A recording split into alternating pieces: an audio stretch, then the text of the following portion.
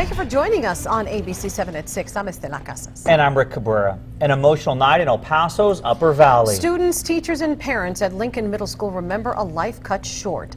Balloons just released in honor of 14-year-old Peter Garza. Peter was inside his family's SUV when it rolled on I-10 just outside Fort Hancock. Peter, his little brother Jesse, his mother Stephanie, and older sister Taylor were all killed. Taylor just graduated from Franklin High School.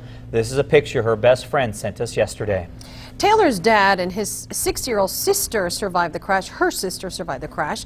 We know they are out of the hospital. ABC 7's Darren is speaking with those who know the family. Their story coming up tonight on ABC 7 at 10. State troopers say one of the tires on the family's SUV blew out, causing it to roll over. And the speed limit on that stretch of I-10 is 80 miles an hour. So what should you do if the same thing happens to you? ABC 7's Darren Hunt has a potentially life-saving answer. It's a story developing now. Darren? Rick, preventing a blowout by checking your tires is the best thing you can do. And slamming on your brakes if you do have a blowout is the worst thing you can do. Tire pressures are very important. Tracy Heel is owner of Affordable Automotive Service Center on Doniphan. He pointed out you can find the correct tire pressure on the sticker inside the driver's side door. If they're underinflated, the tire is really going to build a lot of heat. The rubber comes apart, and then you have an issue. Same thing when it's overinflated. As the tire gets hot, it builds pressure.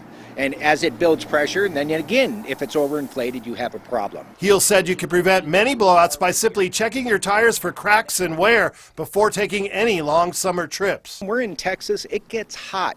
You figure that pavement's going to be 140 degrees, and those tires take a beating. You're doing 80 miles an hour, and those things get hot.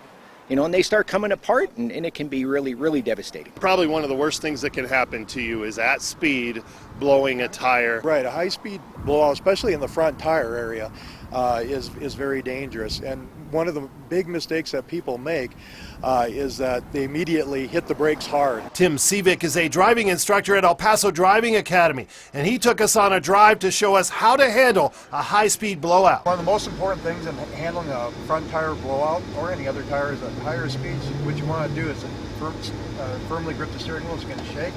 Let your foot off the accelerator. Gently apply the brakes until the car comes to a nice smooth stop. What you do not want to do is hit the brakes hard, because that could end up in a rollover. Now also remember not to overcorrect. Wait until your speed is safely reduced before pulling off the highway. And if you're going on a long trip, check your tire pressures before you leave. Rick and Estella? Those are all great tips, something we can all remember and hopefully, if it comes up, use. Thank you very much, Darren. Our New Mexico Mobile Newsroom crew is inside.